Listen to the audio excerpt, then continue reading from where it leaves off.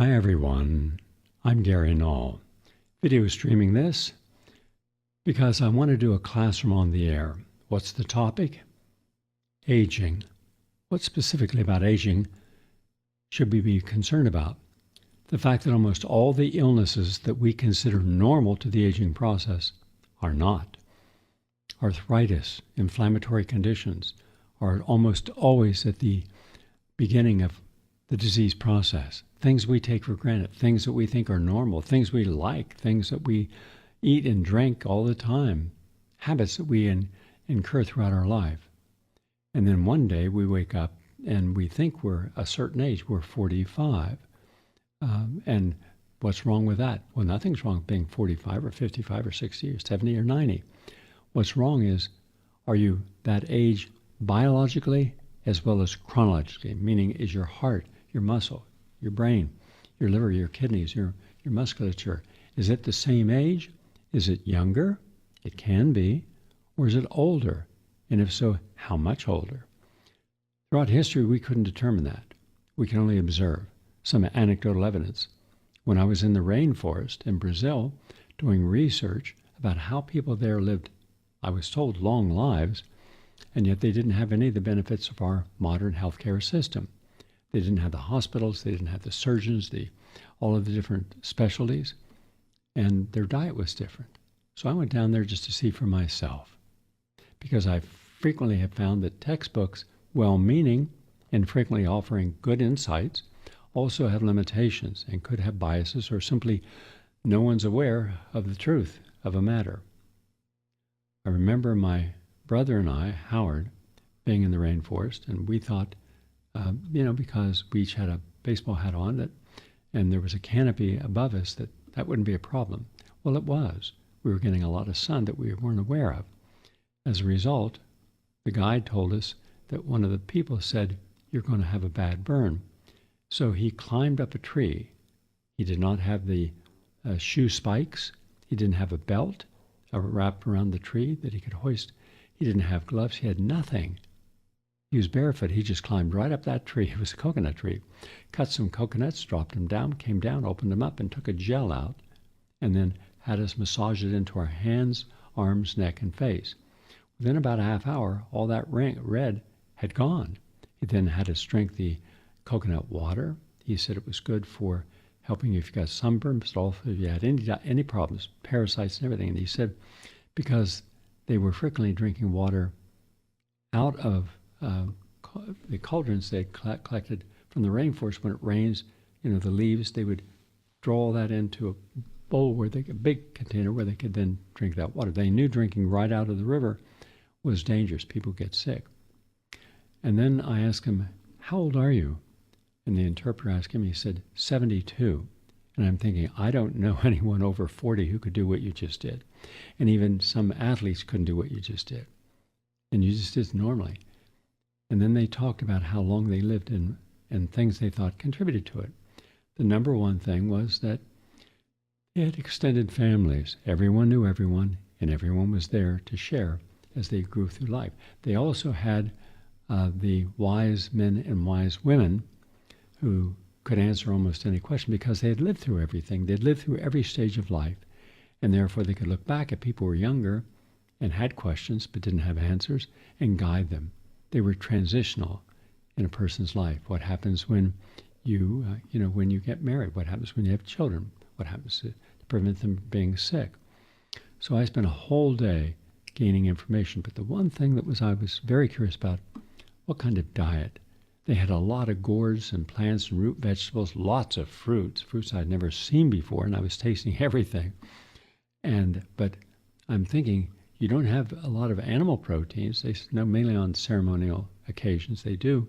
Someone gets married, they'll, do something like that. But otherwise, the staple was beans, and beans that they grew.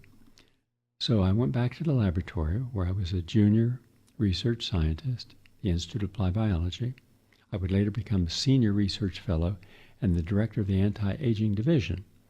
I was not only a registered dietitian, I was also a certified clinical nutritionist, and I also had a PhD in human nutrition and public health science, and with a lot of research. And so I had my own laboratory at the Institute on the third floor, and I did a simple analysis, not complicated. I wanted to know if beans are so important in their diet, what role then does it play to give them the muscles that they need? Because my textbook, which was a good textbook I read in college and had to use, Normal and Therapeutic Nutrition, really very, very well done.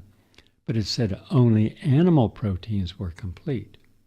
Only. You could get 8 amino acids that were essential, meaning you couldn't make them yourself. You had to take them outside, endogenous to inside.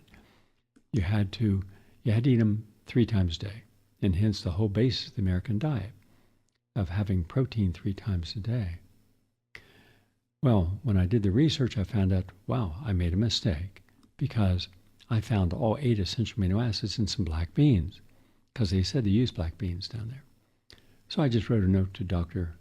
Vic and I said, I made a mistake. Could you find out what it is? I came back the next day. He said, no mistake. It's accurate. I said, well, it can't be. It just can't be. So I asked some other scientists I knew to duplicate it, and they all came back saying, yeah, the beans have all 8 essential amino acids. So I thought, well, this is strange. Is just this an anomaly? So I started doing an amino acid analysis of all beans, and it took me about 3 months. I did every bean you could imagine, over 100 different beans, and they all came back showing the same thing. All of those beans contained all 8 essential amino acids in different patterns. Then I did grains, whole grains, fruits, vegetables, tubers, nuts, and seeds. And in all cases, all of it had sometimes small amounts of the amino acid, other times large amounts. So then I figured out how to combine like rice and beans. And then you get a really high net protein utilization, meaning how much protein the body's actually utilizing. And then I started a study on this. The study took me a while, but I was looking around the world at different diets. And I found that going back 1,000 years, there were people in Greece, in Rome, area in Italy. Also, there were people in Hunza, the people who had been in Alexander the Great's army when he was conquering India and other places, and they left and they formed their own community high up in the mountains, 6,000 feet up higher. And those were considered the longest lived people in the world. I would later meet the family of the head person of Hunza, and there were at that time about 2,000 Hunzacuts living there, and they were reputed to have a lifespan well over 100. They actually showed me photographs of people playing horse polo at the age of 90. So again, it was a puzzle, and I'm putting the pieces together. What allows you to live a longer life? And there wasn't just one answer. There were hundreds of answers that had to be fit into this. And while I was doing this research, I was invited to a vegetarian conference upstate. And I decided, what the heck? I'm a young guy, I'm in my 20s. I'm going to go out there and see if they've got some answers. So I went up. It was an old kind of farm, and not a whole lot worked, and the swimming pool was not working, but the people were just wonderful. I'm going to say the average person there was about 55. Some were much older. I didn't see any young people. I was a young person. So I just thought I'd just do what my mother told me. Go to neutral, listen, and learn. And what I started to notice, because my whole life I've been always observing things. It's like other people just might not find something interesting. I just focus on it. I may not understand it. I would take things apart, but I couldn't put them all back together again. But this is just a healthy way of learning. And I noticed that the people's eyes were, they weren't clouded, they weren't bloodshot, they weren't yellow, they're very bright. I noticed their skin was very, very healthy, as was their hair, and they were lean, not a single obese person, not even an overweight person. And we would go for a walk in the morning, and I was a runner at that time. I didn't know about race walking. And they were walking around the mountains up there, and they were just, They were going at a pretty good pace. But the food, I got to tell you, the first time I ate the vegetarian food, it all looked strange because they made these little bowls. Well, this is a nut loaf, and it all tasted the same. They just had no idea of spices or seasonings. It was healthy, but it wasn't tasty, and there was no sense of display. You just have to take some of this, and this, and like finger food.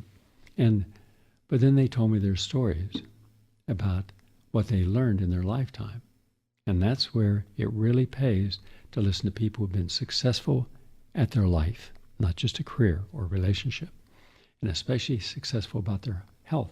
Because I began to ask questions. Well, how many people here have high blood pressure? None. Oh, diabetes? None. Obesity? None.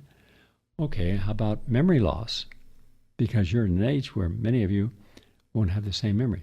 No, they were fine. What was their primary hobby? Reading. Then it took me back to my youth when everyone, all my aunts and uncles, my great uncle and aunts, they would spend most of their time reading. There were book clubs, if you remember back then, and they would read. And not that they shared what they were reading. It's just it kept them alive and interested. The topics, National Geographic, Popular Mechanics, everybody had those. Why did they read? And I asked this. My great uncle George had whole stacks of books, and he would just sit half the day and read. He said, because, well, Gary, when you get older, and I said, how old? He said, over 50. He said, you're in the final years of your life. At that time, the average life expectancy was about 65. He said, you're supposed to take it easy. The older you get, the less active you should be. So reading is very delightful and informative. But how are you going to use that information? And that wasn't important. It's just that they weren't going to be active, so nobody expected them. In fact, where I grew up, I don't know if it's true where you grew up, after high school and certainly after college, very few people stayed in shape. You had done your youth thing, your exercise thing, your sports thing, and that was important because that partly developed character and partly gave you an idea of you can't do this again, so be an athlete when you can be an athlete, as if the only people who could be athletes were young people.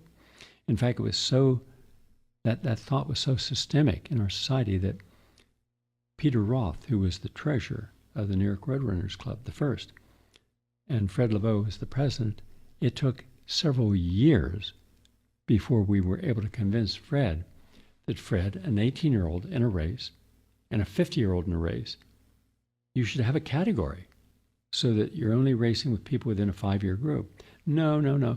So as a result, a lot of people didn't race because what's the point? Some young person who's very lean and strong, greater endurance, is going to win. But one day he finally said, okay, we're going to have up to 40 is open and over 40 is masters. Again, that wasn't fair. So you could be 18 against someone who's 41, the 18 is going to win. So it took about 20 years before the whole field began to understand that the fact that you can't compete against young people doesn't mean you're not a good competitor. And hence the masters, golfing, and tennis. Then they finally woke up. Just imagine how long it took and what resistance there was. And women couldn't even compete in a marathon because, quote, it wasn't scientifically sound. Well, to the contrary, it was just the opposite. That it was better for a woman on her body to run a marathon than a man. I mean, we had everything wrong. Now we know that you should be active your whole life. In fact, the older you get, the more active you should be. Being sedentary, which is what we saw all the time. You went to work, you're supposed to pride yourself in how long you can stay at your desk unless you have to go to the restroom. And so people could say, well, yeah, I spent 7 hours at my desk. And writers and others supposed to sit there and work on something. No one thought every 2 hours you have to get up and walk and do some squats and get your circulation going, because otherwise you're more susceptible to strokes, thrombosis, etc. But again, we were living with the wrong information, and yet around the world, other cultures were doing a lot of things that were correct, none perfect, but a lot. Those living in Japan were, as a major nation, were the longest lived. But on the island of Crete, they were even longer than in Japan. And people were living longer on Formosa and some other places. And also down in the mountains in South America, in Peru. So then I was going all over the world trying to find out some pieces of the puzzle. And finally I put together my own analysis after 5 years of going out and back, out and back, out and back, and studying cultures. There was very little science to back anything up because there was really no belief and no profit. Nobody could, profit from, saying, hey, exercise each day, walk 15,000 steps, and do part of that with intense effort. Nobody knew that. So we really didn't have a scientific base, and we had some models, but they were mainly Charles Atlas and some of the other people who were physically fit, but not nutritionally fit. So you could have muscles and have heart disease. So there was a lot of confusion, a lot of contradiction. And so what I did was I took the best that I can find, and I found that the Hunzas were probably the best example because in the spring, a lot of things haven't come into fruition where they could go out and harvest. So they had to go through a fasting period where they would have a drink in the morning and from the things they had preserved, like dried apricots and dried almonds. So they had kegs of all these different fruits that they would dry and they would throw into this drink in the morning. And then I analyzed the nutrient values in those, and it was very high in vitamin C, and they were getting sunlight and B complex, but they were healthier. So I then tried an experiment with fasting. This is one of the foundational principles to help you slow down and even to reverse many of the aging processes in your body, to help keep your telomeres at length, which are the telomeres help to wrap around the chromosomes, the end caps of the chromosomes, much like your shoelace. That little plastic tip prevents it from fraying. Because when your telomeres fray and shorten, with some exception, you die sooner. So the shorter the telomeres, the shorter your lifespan. The longer the telomeres, the longer your lifespan. Now we know we can actually increase telomere length. We can increase our understandings of the methylation of our DNA. So now there are tests we can take, and they're relatively recent, that are patented. The UCLA's Clock Center's one, Life Extension has another in their anti-aging division. The World Congress on Anti-Aging Medicine, the American Academy of Anti-Aging Medicine, they all have thousands, hundreds of thousands of scientists collectively who are all trying to find this magic panacea that can allow us to live longer. And now stem cell is the big focus, and that's where the research is. So I took some mice that normally live a certain period of time, in this case a little over a year, and I gave them fasting. 1 day a week, they wouldn't get any solid food at all. And I found that just on that alone, just fasting, they could live about 22% longer. And I submitted this downstairs to the main scientific group, and they rejected it because they smoked, they drank, they're very brilliant. Some were literally geniuses, in my opinion. They came from the Pasteur Institute, came from major research centers because there, the science director allowed them to do their own research. They weren't hampered by all the conditions in many of the major institutions. They were all working on cancer and diabetes, pain, and addiction. That was their main focus. So I was this guy upstairs who was a marathoner, vegan, didn't smoke, didn't drink, hadn't taken any drugs in my life. And they couldn't relate to that. And I talked with them one-on-one. They said, well, look, Gary, you can have the diet you want, but the reality is that nothing you're going to do is really going to extend your lifespan. Just everything in moderation. That was their answer. Well, I thought, you mean a toxin, a poison in moderation is still okay, like alcohol? So I did in-depth research. I wrote a book on alcohol. And at that time, we're talking about in the mid-1970s, we're talking about half a century ago, I showed that no amount of alcohol is good. All of it. Beer, low alcohol wine, will still kill millions of cells in your body, and those are not replaceable. So it's just how much you drink and at what level you drink. But that was one of the things I learned. So anyhow, I would do this study twice. Twice I came up with good results, but then I did it a third time. Mind you, we're taking a year with each study, and I would do multiple studies simultaneously. But I said, what if I change their diet? Because right now they just get this rat chow. They're in a little tiny cage. They got a water bottle in there. They don't have any movement. They can't. It's like being in a little prison. And I just thought that was terrible. So I decided that I wasn't going to have any animal in cages. And I'm not going to do vivisection. I'm not going to kill any animal. So I let them all go. And I had a big floor. In 36 years, I was never scratched or bitten once. And yet there would be rats that would come up and sit on my shoulders. Some were there all the time because, they must consider me, a safe person to be around. And they didn't get obese. They lived long lives. They were healthy. And I gave them an enriched environment. How enriched is the average person's environment? But again, the average person is always looking for distractions, like reality television. In any case, I found that by changing the diet to a living food diet, where most of the food, 70% was raw, juicing, because 97% of most juices is just water, so it's a good, healthy, filtered water. So I gave them juices, I gave them an environment that they could play in. I played soft music for them. It was a wonderful environment for them. They lived much longer. More importantly, they showed none of the symptoms of what all the other animals in captivity go through, where they prematurely age, they're under stress, and they die.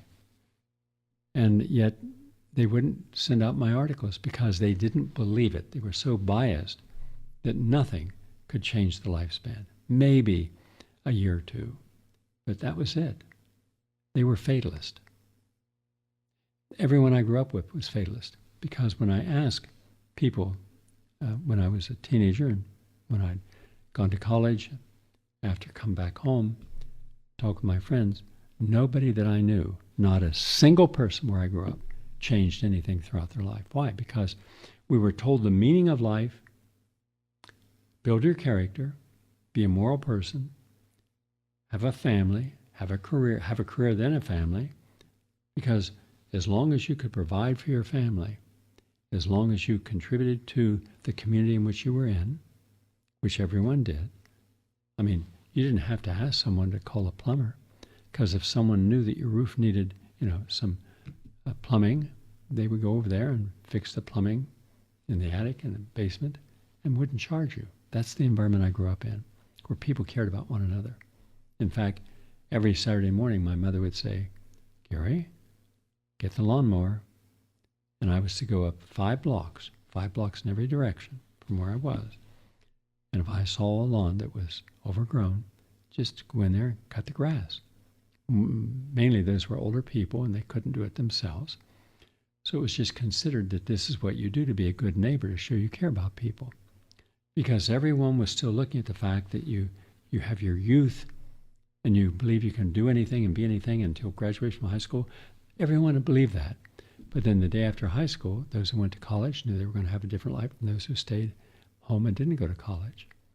But it was supposed to be predictable. As long as you could have a job that allowed one of you to take care of your children and your home and your social responsibilities, and the other one to go and work, that was good. If you could save money, and that was good. If you could take them on a vacation someplace interesting, that was good. If you prepared for your retirement. And I knew people on graduation day. I asked one of my buddies, "So what are you looking forward to?" He said, "Well, I've got an offer to be in the fire department and where my uncle works. And after 20 years, you can retire." I said, "So you're 17 and you're looking about retiring?" He said, "Why not?" I'm thinking, what are you supposed to do between 17 and 37? And what are you going to do after 37? Well, then, you're past middle age and got to slow it down. This was everywhere I went. This was what I got, like a fatalism. There's nothing you can do about it, Gary. There's birth, there's your life, there's death. And so it was ritualized. And nobody thought, because everyone died, some earlier than others, that there was anything that we could do about it. So why change anything? As a result, nobody changed. And I mean, nobody that I knew changed, not a single person. In fact, my 5 best buddies all growing up, we grew up together. Before grade school, during school, first 12 years, after college, later in life, they all died by 55. One made it to 60 because it wouldn't change. They smoked, they wouldn't stop smoking. So here I was proving scientifically that we could extend the lifespan. And yet, Dr. Roy Warford, a very good scientist, got the credit 7 years later, I think he was at UCLA, by fasting and extended lifespan. I'd already done that. I'd gone beyond that. But I had people who were very biased downstairs. If they didn't believe that something could extend your lifespan, they didn't believe it. So why change? So nobody ever stopped smoking or drinking or being overweight. They thought that was normal. All right. So then what have we learned? We've learned that your choices directly impact at what level your cells can process toxins in the environment. So if you're drinking fluoridated water, if you're eating fast foods, and then you're not exercising and you're overstressed and making the wrong approaches to stress, then you're going to prematurely age. So you're not aging normally then, you're prematurely aging. And now that's happening even in our youth. We have an epidemic of obesity, heart disease, and arthritis, and conditions like ADHD and autism in young people. We never had that historically. Now we do. So I then made up a map, and on this map, I put down first what are the biggest risk factors. Now I'm only going to tell you the topic, but I'm going to go into one in depth today. All right? Because people constantly say, well, where's the science, Gary? Show us proof, not just your opinion. Show us proof that this is bad for us. Because everyone's consuming it, and the government allows you to consume it, and it's advertised on all the media.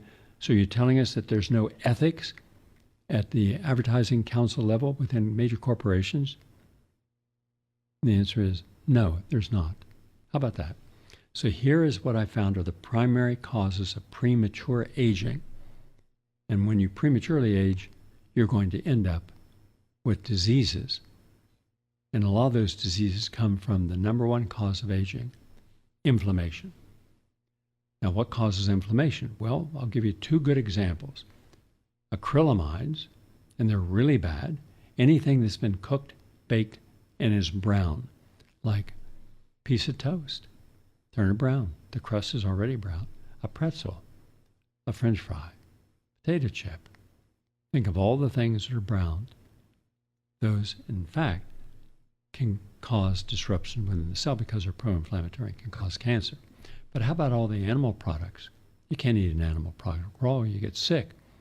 So by eating things that are cooked, like meat, for example, you end up with heterocyclic amines.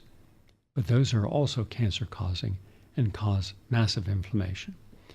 And that inflammation is not good for any part of your body, your intestines. And then also, so those 2, those are both negative. And the scientific literature shows that when you have more animal protein, when you have cooked foods, you have more diseases, colorectal cancer, breast cancer, ovarian cancer, prostate cancer. And also these inflammatory cytokines occur, and wherever they occur, you're going to have damage to your cells. If they're in the brain, it can lead to amyloid plaques leading to dementia and Alzheimer's. And you can also adversely affect the central nervous system. Electromagnetic pulsing. Now I'm sitting in front of a monitor. I have a monitor here, I have a camera here. All of these emit electromagnetic pulses, but I have a meter over here and I read it. And as long as I'm 4 feet, which I am from my monitor and from the camera, it's 0. But the moment I get close to it, it goes off the meter. think when I was just flying back from a retreat that I just had, the guy in front of me was watching a movie the whole trip, 4 hours, with it on his lap. That was pulsing right into all of his reproductive organs, into his stomach and his heart. How many people wear their cell phone around their neck or in their bra or in a pocket? It's beaming nonstop electromagnetic pulses. And people have now, and have had for a long time, a direct biological, electrical, and impact that is negative from being around cell phones, laptops, computers, towers. There's 10,000 articles in the scientific literature which challenge the safety of 1, 2, 3, 4, 5G, we're now into 6G, and Wi-Fi. In fact, one school in Great Britain, Panorama, outstanding award-winning program in Great Britain, went to a school and they found that all the computers were on the desks and a kid stays about 27 inches from the screen. Well, they had to show that it was toxic and went out of the school, went across the lawn before it was not. Now imagine one computer and a child's in a row of all these computers. I'll give you one example of how bad electromagnetic pulses are. There's a really good television program called Panorama in Great Britain. And they went into a school to see what impact a computer was having with the electromagnetic frequencies coming off of it. And these penetrate every organ of the body. They're very disruptive, very dangerous. There's over 10,000 studies in the peer-reviewed literature showing how dangerous it is. But because big industry wants it, and the people that own big industry want it, they can control the legislative process and therefore allowed to put it out. Otherwise, it's extremely dangerous. And a lot of people are having neurological problems, mental problems, chronic fatigue, and they don't know what it's from. A lot of time we're finding if they move out of an area where there's, let's say, smart meters and stop using their cell phones or too close to a computer, they're okay. So that's another big area, environmental toxins. Then we have the idea of alcohol. Alcohol in any quantity is dangerous, and that really speeds up the aging process. I made a chart showing how many years you can actually take off your lifespan if you do, and how many years you can add on to the lifespan if you do things. And I'll get to that on another section. Now we have meat, dairy, very harmful to your body and prematurely age you because they cause inflammation, allergies also. And then the jabs that people get, too many, and it can overwhelm their system, cause a whole plethora of conditions to itself. Air pollution is bad for you. Water pollution is bad for you. Think of all the health consequences of people living in Flint, Michigan. Stress is probably right up at the top of the list of some of the worst things can happen if you're in distress, because you begin to adapt to that stress instead of getting yourself out of that stress. And when we adapt to stress, we're maladapting. So now you're putting a 5-alarm fire on in your body. Cortisol's rushing up, norepinephrine, catecholamines, adrenaline, and that's very, very pro-inflammatory, very disruptive. And that can prematurely age you. So stress and how we deal with it is very important. And I'll get to the remedies and all this in a moment.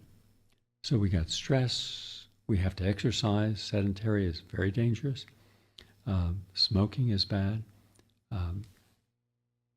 taking in all kinds of unhealthy fast foods, junk foods that have no good nutrition in them, loaded with salt and sugars, chemicals, forever chemicals in our environment, unaware of how many chemicals we have in our home that the body's reacting to. Many of these are called forever chemicals. Not having a healthy relationship with friends or family or essential others. Being lonely, that prematurely ages. So depression and anxiety are not brain chemical imbalances that we've been told, but rather they're just ways of having to deal with life when we don't have a support system to help us through that other people around the world historically have had. They've had a council of elders. They've had people that concern themselves about them.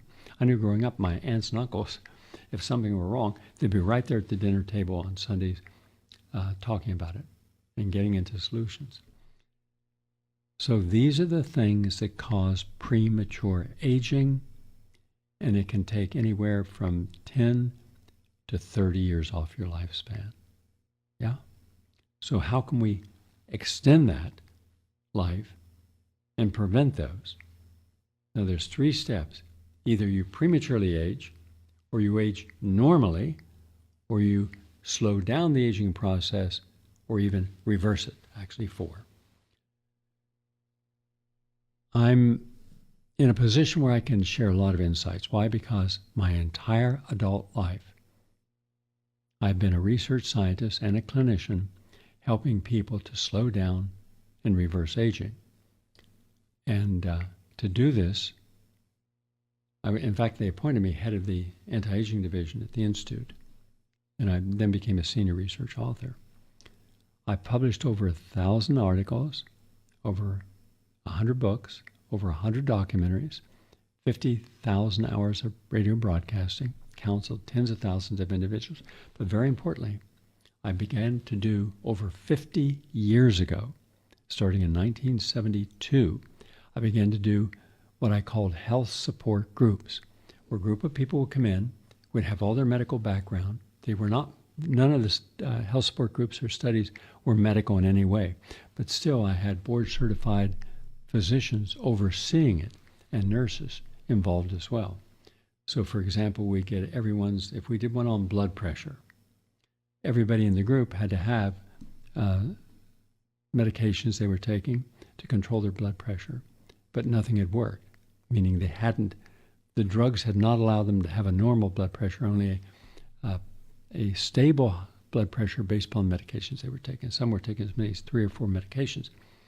So after a period of 6 months on a study where all that was done was simply lifestyle and behavior modification, but they all kept journals and we kept all the results before and after, and we filmed them, and suddenly about 95% of the people were able no longer to have high blood pressure. All right. Then we did it with diabetes. We did it with asthma. I did it with over 50 conditions. I did over 200 of these health support groups. And some were very big. Some we had 5,000 people show up to regrow hair. And we had a whole group of scientists and physicians there measuring hair. If your hair was colored, you couldn't be into it because we had to see the natural color, taking photographs of the people's scalp. And then over a year, we were able to meet every week for a year for 3 hours and get input. And at the end of a year, we had a statistically significant increase in people growing hair. Natural color. One guy who was the oldest in the study, he was 80. He had been involved for over 25 years. He, at the end of a year, had hair about an inch long, natural color. And the doctors and everyone they couldn't understand that. But we were showing this was rejuvenating. And so then I went into clinical studies. And the clinical studies were the first of their kind. It took a year just to prepare all the protocols. And I had help from 5 different anti-aging foundations that gave us specifics. What do I need to do to prove that we can reverse the aging process? Well, you have to have the former medical director of the Olympics said, Dr. Goldman, MD, PhD, you have to do these, and you have to time them, film them, measure them, and then at the end of the study, which was 3 months, do it again and see if there's been a change. And we did that with the blood as well. If you had the homocysteine at one level, what was it 3 months later? It was 2 weeks on campus and then 3 months at home, meeting every week for about 3 hours by conference call. And we had great results. But one-time results doesn't mean that it's a given. You have to repeat it. Other people have to take your protocol, do the same protocol, and come up with the same results. And we've done 5 studies up to this point with in fact, the Clock Foundation at UCLA said that in one of our studies a year and a half ago, we actually increased the lifespan by 2.2 years. Then we found out that some of the people admitted they weren't taking at home, they weren't continuing the protocol. Oh, I didn't take the vitamins, or I didn't exercise, or I didn't juice. So we had to do it all over again. Because if we got 2.2 years added on to lifespan, what would happen if everybody continued? Would it be 5? And indeed it was. It was over 5 on extending the lifespan or de-aging our body by almost 6 years. Now, mind you, this isn't guesswork.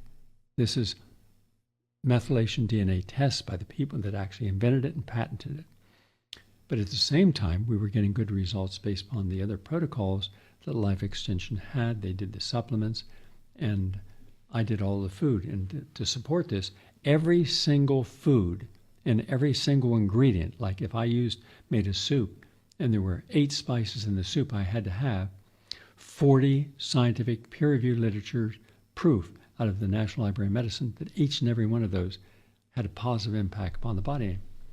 And so it was, if we did yoga, then what kind of yoga? We had to have 5 studies. Exercise, power walking, 5 studies. Meditation, 5 studies.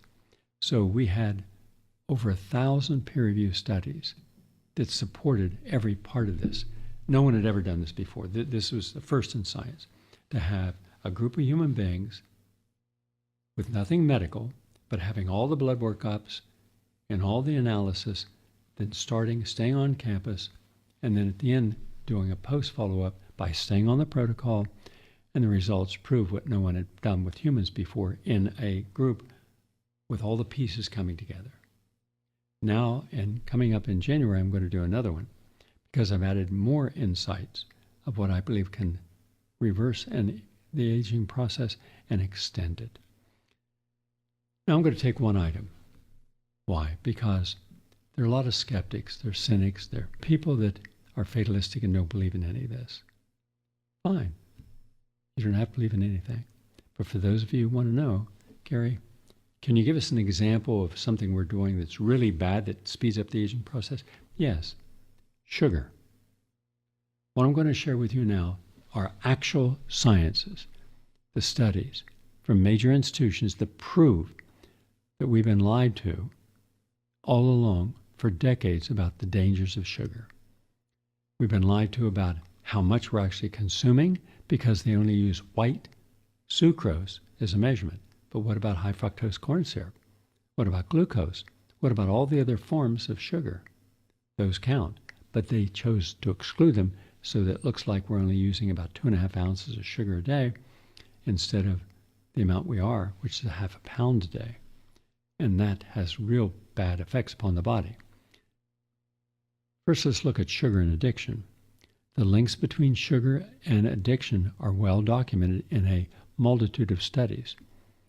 In one obesity research project by Colatoni, research showed that excessive sugar intake causes opiate dependence and that the removal of sugar causes withdrawal symptoms to occur. The authors conclude that withdrawal from sugar is quantitatively similar to withdrawing from morphine or nicotine, suggesting that the rats have become sugar dependent. Now, addiction to sugar was also confirmed in a multitude of other studies. Jacobson, in a study on liquid candy, how soft drinks are harming America's health, and Center for Science and the Public Interest website, and that's just another study. The Agricultural Outlook Forum showed that sugar also is harmful. And then we have all kinds of other insights into sugar. Sugar and aging, the topic we're talking about. As the large baby boomer generation, tens of millions of us, enter their 60s and 70s, there has been a greater focus on the aging effect of sugar. Anti-aging research has begun to show that sugar is one of the most powerful aging substances known, bonding between glucose and collagen, called glycation, Glycation. That can result in many negative effects, including thickening of your arteries, stiff joints, pain, feeble muscles, and failing organs. According to Melton, these are scientists, diabetics age prematurely because the sugar-driven damage cannot be curtailed. Diabetics suffer a wide variety of nerve, artery, and kidney damages because of high blood sugar levels in their bodies, markedly accelerate the chemical reactions that form advanced glycation products. According to Melton and others, after years of bread and noodles and cakes, human tissue inevitably becomes rigid and yellow with pigmented glycation.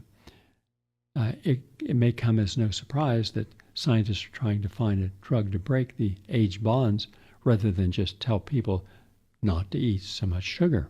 Let me give you an example of this. Let's just say you take a chicken and it's moist and soft and you put it in the oven and you bake it at 400 degrees for a half hour, take it out. It's now brown and brittle, right? That's glycation. And that's what happens to your cells when you drink alcohol, when you have sugar. There's also the evidence that intermittent excessive sugar intake causes endogenous opiate dependence. Yeah, that was published in observational research.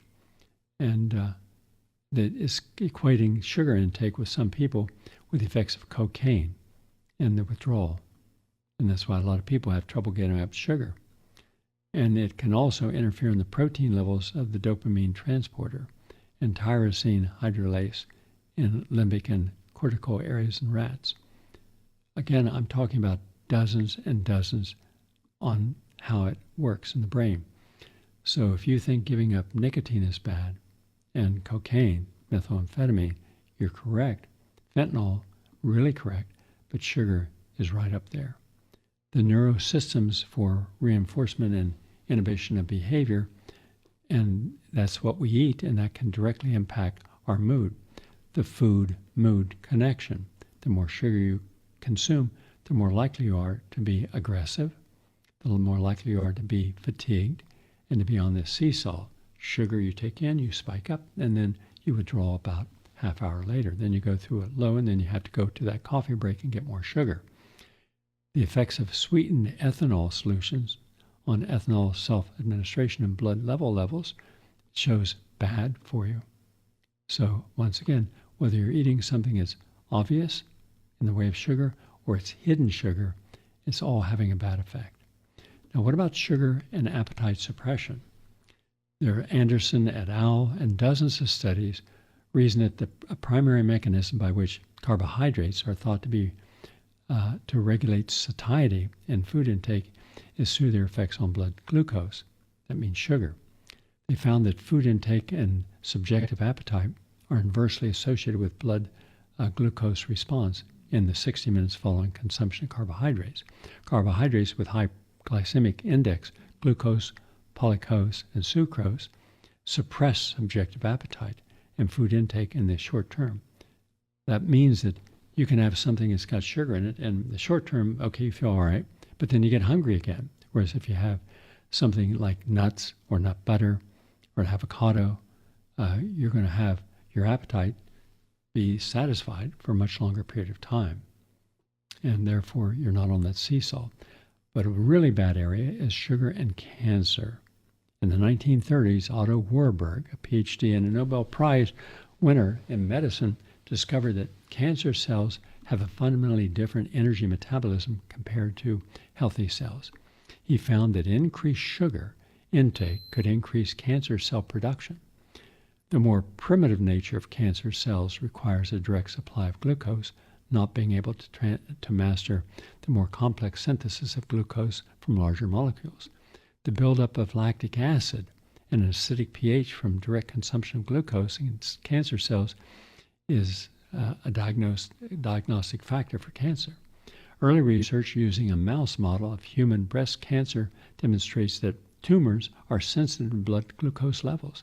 68 mice were injected with an aggressive strain of breast cancer, then fed diets to induce either high blood sugar, hyperglycemia, normal blood sugar, or low blood sugar, hypoglycemia. There was a dose-dependent response in which the lower the blood glucose, the greater the survival rate. After 70 years, 8 of 24 hyperglycemic days, 70 days, hyperglycemic mice survived compared to just 16 of those that had the high sugar. So the more sugar you consume, the worse it is for all forms of cancer. And So we see multiple studies, and you can find these studies right up on PubMed. And also we have a lot of research also on what happens with fatigue. You're far more likely to end up fatigued and obese based upon the amount of refined carbohydrates loaded with sugar. Remember, white rice is just pure sugar when it breaks down. But there's another big deadly reason not to use it. That's cardiovascular disease and the underlying degree of insulin resistance. The American Heart Association released a report on sugar and cardiovascular disease. The report concludes that scientific data indicates that complex versus simple carbohydrates in mammary tumors in mice, in Nutrition Cancer, that was where it was published, there's definitely a relationship. The more sugar goes in, the more deadly your diet becomes, especially for your heart. And sugar consumption is determined by most people to be normal, but it's not, because the average person is not taking their blood sugar on a daily basis, especially the pre-diabetics who don't know they're diabetic or going to become diabetic. And so we've got to start understanding that it can increase your blood free radicals, and the free radicals attack your cells. And when the free radicals attack your cells, you create inflammation. When you've got inflammation, that can lead to heart disease and cancer and diabetes and other conditions as well. Also, it can suspend a lot of your natural immune system for several hours after you drink a soft drink. The sugar drink also produces an increase in a part of an enzyme that promotes free radical generation and 4% decrease in levels of vitamin E. So you decrease a lot of your nutrient levels when you're eating a lot of sugar. Now, I've got about 500 studies on just sugar alone in the peer-reviewed literature, like children's behavior. I did a study on ADHD and ADD 20 years ago. To get into this study, your child had to have had a diagnosis from a pediatrician or a neurologist that they had ADHD, and were not being helped. One of the people coming into the study, because the children couldn't be there, they'd bounce off the walls, was a medical doctor. She was a cardiologist. And she said she had 3 children who all were diagnosed with ADHD. They were all medications like Ritalin, and they were uncontrollable. I said, then take them, all the people had to take all sugars out of the diet, all refined carbohydrates out of the diet, all caffeine out of the diet, and then give a natural, whole foods, clean, vegan diet with fresh made juices. And she said after 2 weeks, the children began to normalize their behavior. They began to focus. They had a good attention span, and they could sleep at night. They were more observant in class. They were more present. They weren't looking to distract themselves. They were less argumentative. She said, quote, they're not bouncing off the walls now. She couldn't believe it. Something as simple as diet could change the outcome of her children. But she said it happened. And there's several important studies have shown the relationship between sugar and behavioral changes in children. Dr. William Crook, C-R-O-O-K, did a follow-up study and found that if he put children on an elimination challenge diet, that it would change their nervous systems. And it did. Hyperactivity, attention deficit, other behavior and learning problems, gone just by eliminating sugar. Now, you should also eliminate wheat, eggs, milk, corn, chocolate. Why? Because these are important to get out of the system, because they also adversely affect the system. There's Dr. Stephen Schollenthaler conducted diet research in children for almost 30 years, and his original seminal studies eliminated sugar and junk food from the diet and lunch programs, and 1 million school children in over 800 New York schools during a 7-year period, 1976 to 1983, and their learning performance, what was established first, and then in 1979, and diet changes were introduced. High fructose foods were eliminated, and what you saw was a complete change in the behavior of the children, a substantial gain for them. And the school, they began to learn mathematics and grammar and other things before easier than what they had in the past. So I'm just giving you the science, how many studies exist for just one single part of the anti-aging effort. And that is to eliminate inflammation. You've got to get out things that cause inflammation. And sugar is one of the things that will age you prematurely. Just look at the lifespan of diabetics. Look at neuropathy. Look at gangrene. Look at the cutting, the surgical removal of their feet and toes. And then you start to say, wow. And also, you're more likely to be obese if you're diabetic, but it works in reverse. If you're obese, you're more likely also to become diabetic.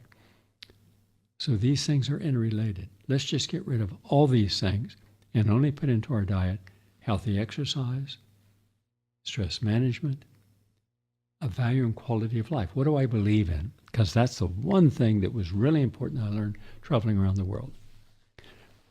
The one thing that all countries had in common that lived a long life, they had a meaningful life because they had purpose. They had a reason to wake up in the morning. They had something to live for. Now we're going through some trying times now. And we're going through a lot of changes at the social level, behavioral level. So we need to come to grips with what we can do, a reasonable approach to life. If we do that, we're no longer prematurely aging, we're aging normally. Then, what we do after that, the supplements we take, the kind of meditations we do, the kind of environment we live in, the kind of relationships we have, can actually then reverse the aging process. Then there's a whole separate group of studies that you can find on my website of how to add years onto your life from there. I believe that we could add 20 quality years onto our life right now going forward if we did everything we had. But there's 4 different steps we have to take. Be aware that we're prematurely aging and why, and stop it. Then begin to take in what allows us to age normally. Then begin to de-age, and then begin to excessively add years onto our life. That's far more complicated. At least I've given you a review today of things that we need to do in order to make our lives longer, healthier, and better. Now, mind you, what I've just shared with you has been just 1 hour. But understand I'm just laying out the larger picture for you now. And in upcoming classrooms on the air, I'll go into greater details in all the different segments. Because each one, just like the supplements you should take, will take an hour. And the juicing also would take an hour. So we're not talking about something just like that. We got it. Okay. No. I've spent 36 years at the Institute of Applied Biology and 18 years after, all focused upon slowing down and helping with the aging process, and also reversing the diseases, which means reversing the pain, the suffering, the inconvenience of what happens when we prematurely age. That's it for today. Tonight, a powerful program. You won't want to miss it. One that Charles Eisenstein, and we're going to talk about a lot of stuff that you need to know. 7 o'clock, PRN.live. Thank you all for watching and listening, and have a nice day.